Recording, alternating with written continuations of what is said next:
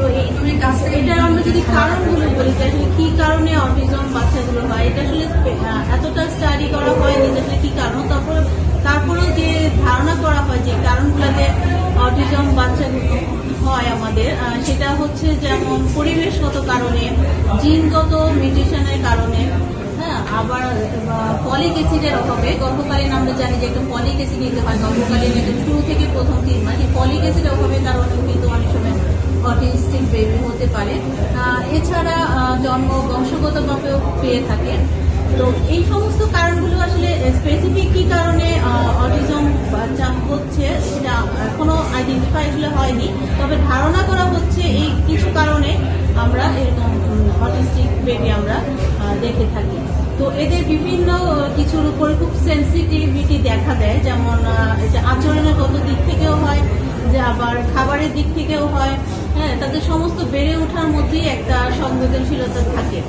যেমন আচরণগত দিক থেকে যদি বলি আমরা, যেমন তারা একটু রাগ বেশি হয়ে যায়, ভয় যাওয়ার ক্ষেত্রে ভিন্ন হবে। আমরা সাধারণ বাচ্চা যেটা দেখি তা থেকে তাদের আচরণটা একটু ভিন্ন হবে। যেমন অনেক ভয়ের জিনিস যেটা সাধারণ বাচ্চারা ভয় পায়, তারা সেটা ভয় পাবে না। আবার এমন একটা সিম্পল জিনিস অন্য বাচ্চারা ভয় পাচ্ছে না কিন্তু সে ভয় পাচ্ছে, এরকম জিনিসটা। আবার রাগটা অনেক সময় বেশি থাকে, তারা কখনো আই কন্ট্যাক্ট করবে না, তারা নিজে নিজে কথা বলবে, তারা এমন সব আচরণ করবে যা কিনা অন্য বাচ্চাদের থেকে মিলবে না। এটা আমরা কখন লক্ষ্য করবো? যখন কিনা বাচ্চারা বেড়ে উঠবে। এটা কিন্তু স্পেসিফিক কোনো টাইম নেই, আপনি এটা আপনার পর্যবেক্ষণে বুঝতে হবে আপনার বাচ্চাটা অটিজম নাকি, তার আচরণগত ভিন্নতা দিয়ে বুঝতে হবে। এটা বলা যায় না যে এই বয়স থেকেই আমরা তাকে আইডেন্টিফাই করতে পারি। এমন অটিজম আমরা থাকতে পারে, কারণ থাকতে পারে যা কিনা মৃত্যুর আগ পর্যন্ত হয়তো কেউ বুঝতেই পারলো না সে একটা অটিস্টিক বেবি, এরকমও কিন্তু হতে পারে। যখন অনেকগুলো কারণ একসাথে চলে আসে তখন আমরা সেটা বুঝতে পারি যে সে অটিস্টিক। হ্যাঁ, তো এটা আমরা যখন বাচ্চার সাথে কন্ট্যাক্ট করবো, খাবে, কথা বলবে, তখন থেকেই কিন্তু আমরা অবশ্যই আমরা যারা গার্ডিয়ান আছি সেটার ব্যাপারে সচেতন হতে হবে যে তার আচরণগুলো সবার সাথে মিলে কিনা। সবচেয়ে বড় কথা হচ্ছে সে আই কন্ট্যাক্ট কখনোই করবে না। হ্যাঁ, সে তার মতো চলবে, তার মতো কথা বলবে, এই জিনিসগুলো বেশি দেখাবে। আর খাবারের ক্ষেত্রে যেহেতু আমরা ডায়েটিশিয়ান, আমরা খাবারটাই বেশি গুরুত্ব দিব। তো খাবারের ক্ষেত্রে তারা কিন্তু কতগুলো জিনিসের উপর খুব রিয়াকশন করে, যেমন তাদের কালার, ফুড শেপ, হ্যাঁ, এবং ফুড টেক্সচার। যদি দেখা যায় তার খুব যেমন একই শেপের খাবার ওরা অনেক সময় পছন্দ করে, যেমন সার্কেল বা চারকোনা, হ্যাঁ, বা ট্রায়াঙ্গেল, এরকম। ওরা হয়তো ট্রায়াঙ্গেল শেপ পছন্দ করছে, সব এই ট্রায়াঙ্গেল শেপের খাবারটাই ও খাবে। তখন আমাদের কি করতে হবে? ওই খাবারটাই ট্রায়াঙ্গেল শেপে দিতে হবে। সেটা আমরা ডিম দেই, নুডলস দেই, বা চাই দেই, বা ব্রেড দেই, সেটা। আবার কালারের ক্ষেত্রেও ধরুন লাল কালারটা সে খুব বিরক্ত হয়ে যাচ্ছে, তখন সেই রেড কালারটা আমরা দিব না। এবার সাদা কালারের প্রতি তার খুব ফ্যাসিনেশন থাকে, আমরা সেই কালারটাই দেওয়ার চেষ্টা করি। এখন টেক্সচারের ক্ষেত্রেও এটাও ভিন্নতা, এক এক বাচ্চা এক এক টেক্সচার পছন্দ করে। তবে বেশিরভাগ ক্ষেত্রে যেটা দেখা যায় স্টাডিতে, যে বাচ্চারা একটু সফট খাবারগুলোই পছন্দ করে। হ্যাঁ, ওদের নরম ধরম খাবার একটু পছন্দ করে, একটু মচমচে, টানছি, এই খাবারগুলো তারা একটু রিঅ্যাকশন দেয়।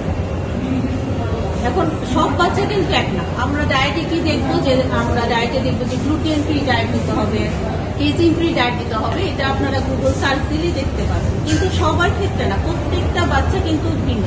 আমরা যখন ডায়েটিশিয়ান হিসেবে একজন পেশেন্টকে কাউন্সিলিং করব, আমরা তার অবশ্যই ফুড হ্যাবিটটা দেখবো। হ্যাঁ, আমরা যদি দেখি যে তার ফুড হ্যাবিটে আসলে গ্লুটেন ফ্রি ডায়েট দিতে হবে, তখনই আমরা দিব। যখন দেখবো কেজিন ফ্রি ডায়েট দিতে হবে, তখনই আমরা দিব। একদম সবসময় যে গ্লুটেন ফ্রি বা কেজিন ফ্রি ডায়েট দিতে হবে তা না।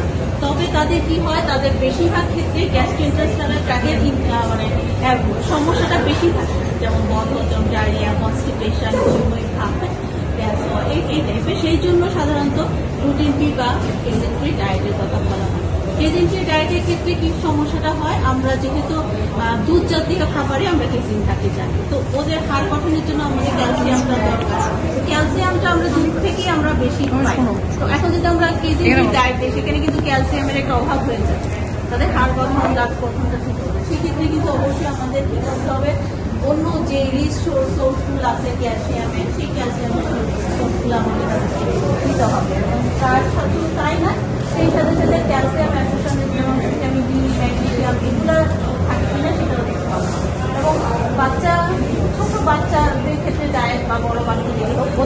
ম্যানেজ করা খুব কঠিন।